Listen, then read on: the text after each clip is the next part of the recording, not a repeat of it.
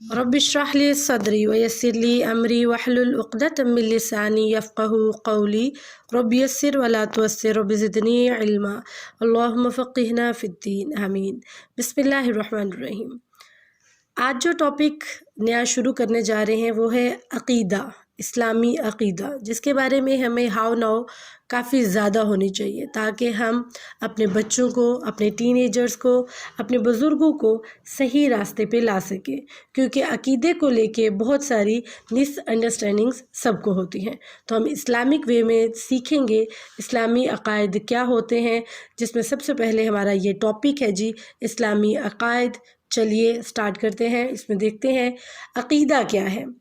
عربی زبان کے لفظ عقد سے نکلا ہے، جس کا مطلب ہوتا ہے گرہ باندھنا، جیسے ہم پنجابی میں کہتے ہیں گانڈ لگانا، ٹھیک ہے، گرہ، اس کو ناٹ لگانا، انگلش میں پنجابی میں گنڈ لگانا، گرہ لگانا، ناٹ لگانا، کسی چیز کو قوت اور مضبوطی کے ساتھ باہم مربوط، یعنی ایسے جوڑ دینا، جکڑ دینا۔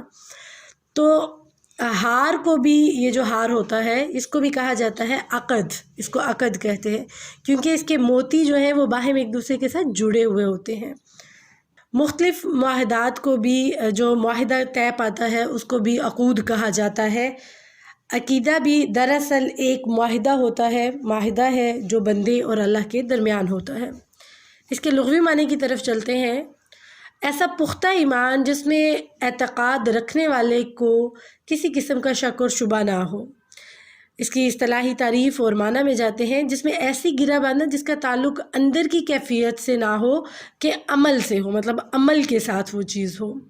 عقیدے کا مرکز دل ہوتا ہے۔ دل بھی مختلف قسموں کے ہوتے ہیں، جیسے ہمیں پتہ ہے گناہ گار دل ہوتا ہے، اللہ کی طرف رجوع کرنے والا دل ہوتا ہے، اور شیطان کے وار سے بچ کر چلنے والا بھی دل ہوتا ہے۔ اس لیے عقیدے کی نوٹ بھی آپ کے دل کی حالت کے بالکل اکارڈنگ ایک اسٹرانگ یا پھر آپ اس کو مطلب ویک سمجھ سکتے ہیں، ویک بھی ہو سکتی ہے، اسٹرانگ بھی ہو سکتی ہے، جیسے آپ کی دل کی حالت ہے، ٹھیک ہے۔ اور عقیدے کی جڑ جو ہوتی ہے جتنی مضبوط اور گہری ہوگی وہ تر رہے گی اور تناور بہت بڑا اچھا درخت جو ہے وہ پیدا کرے گا۔ اسلام میں عقیدے کا مطلب کیا ہے؟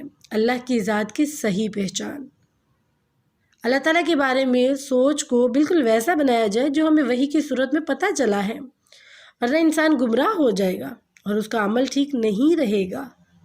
یہ ہم سب جانتے ہیں۔ اگر ہمیں اللہ کے بارے میں پہچان ہی نہیں، ہمیں بالکل صحیح پتہ ہی نہیں، ہم نے حدیث سے ہیلپ لی ہی نہیں، تو ڈیفینیٹلی ہمارا ایمان خطرے میں ہے۔ اللہ کی ذات کے بارے میں انسان کسی قسم کی غلط فہمی کا شکار نہ ہو۔ قرآن اور احادیث کی روح سے اللہ تعالیٰ اور اس کے رسول، نازل کردہ کتابیں، اس کے فرشتے، آخرت کے دن، تقدیر، خیر اور شر پر مکمل ایمان لانا اسلامی عقیدہ کہلاتا ہے۔ گنی چنی چیزیں نہیں، ایچ اینڈ ایوری تھنگ، ہر چیز کو فالو کرنا ہوگا، اللہ اور اللہ کے رسول کو ماننا ہوگا، آخرت، قیامت کا دن، قرآن، ان کو سچ کرنا ہوگا، ہر چیز کے بارے میں سمجھنا ہوگا۔ ان عقائد کو سمجھنا مسلمانوں کے لیے بے حد ضروری ہے۔ فتنوں کا دور ہے، ہمیں سمجھنا بہت ضروری ہے۔ ایمان کا تعلق جو ہوتا ہے وہ عقیدے کے ساتھ ہوتا ہے۔ سپوز عقیدے کا تعلق اس گرہ کے ساتھ ہوتا ہے کہ جو دل کے اندر بالکل جم جاتا ہے، اور ایمان نام ہی یقین کا ہے، اور یہ بھی دل میں ہوتا ہے کیونکہ یہ اندر کی کیفیت کا نام ہے۔ اسلامی عقائد کی بنیاد، اسلامی عقائد کا جو منبع ہے وہ وحی ہے۔ نمبر 2، قرآن اور احادیث صحیحہ، یہ دونوں ماخذ جو ہیں وہ عقیدے کی بنیاد ہیں۔ شکوک اور شبہات جو ہے بزرگوں اور آباء کے اقوال، کسی کا اجتہادی رائے یا کوئی غلطی عقلی نظریہ اسلامی عقیدہ کی بنیاد نہیں ہو سکتا۔ شکوک و شبہات اور بزرگوں اور آباء کے اقوال اور کسی کا اجتہادی رائے یا کوئی عقلی نظریہ اسلامی عقیدہ کی بنیاد نہیں ہو سکتا۔ جی فلاں میرے وہ نہیں، جو مجھے شک ہے اس چیز میں، یہ ہے وہ ہے، وہ آپ کی اسلامی عقیدے کی بنیاد نہیں ہے۔ ٹھیک ہے. یا آپ یہ کہیں جی میرے اماں ابا میرے باپ دادا میری رسم و رواج جو ہیں وہ چلتے آ رہے ہیں، وہ آپ کا اسلامی عقیدہ نہیں ہے. اسلامی عقیدہ ڈیفینیٹلی قرآن و حدیث سے ہے. آپ کی اماں کیا کہتی ہیں، آپ کے ابا کیا کہتے ہیں، آپ کی ساس کا کیا رویہ ہے، آپ کی ساس کے کیا مطلب عقائد رہے ہیں، یا وہ کیا اپنی شروع سے پیچھے سے چلتی آ رہی ہیں، یا آپ کی بیوی کا کیا ہے، یا آپ کے شوہر کا کیا ہے، یا مطلب آپ کے دادی دادا کا زور زیادہ ہے گھر میں، تو آپ یہ کہیں جی وہ ایسا کرتے ہیں تو بیسیکلی ہمیں بھی کرنا پڑتا ہے. نو، یہ کوئی مذاق نہیں ہے کہ ہم دین کو مذاق بنا لیں. ہمیں چاہیے کہ ہم قرآن و حدیث پہ غور و فکر کریں، ہم قرآن اور حدیث کو پڑھیں. یہ کوئی شارٹ کٹ دین نہیں ہے کہ کسی مولوی کے پاس جاؤ، وہ تو مطلب اللہ کی طرف سے ہوتا ہے.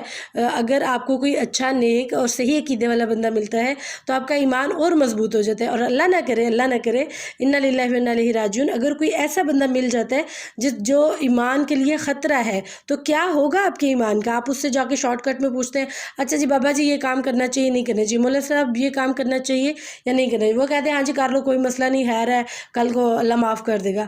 تو کیا یہ جائز ہے؟ کیا ایسا کرنا چاہیے؟ کیا وہ ہمارے لیے کافی ہو گیا؟ کیا وہ دین انف ہے؟ نو، وہ دین انف نہیں ہے.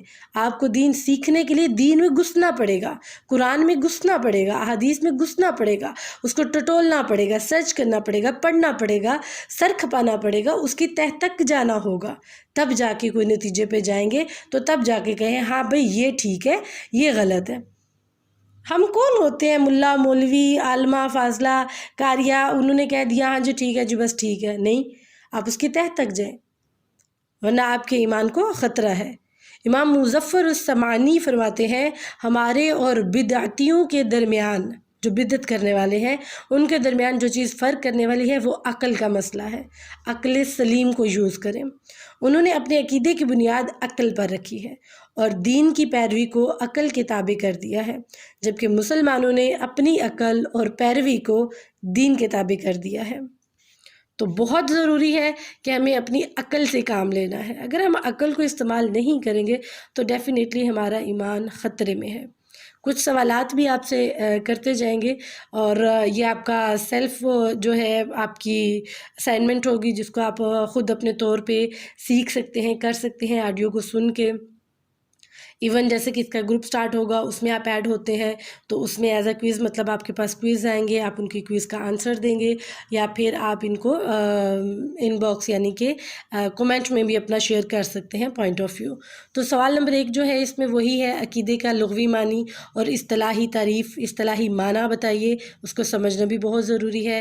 نمبر 2 پہ ہے دل کی 3 اقسام ہوتی ہیں، مختلف ہوتی ہیں، کون کون سی ہیں؟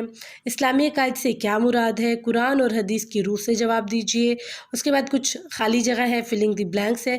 عقیدہ عربی زبان کے لفظ ڈیش سے نکلا ہے جس کا مطلب ہے ڈیش. عقیدہ بھی دراصل ایک معاہدہ ہے جو ڈیش اور ڈیش کے درمیان ہوتا ہے. عقیدے کی جڑ جتنی ڈیش اور ڈیش ہوگی وہ تر رہے گی اور تناور درخت پیدا کرے گی.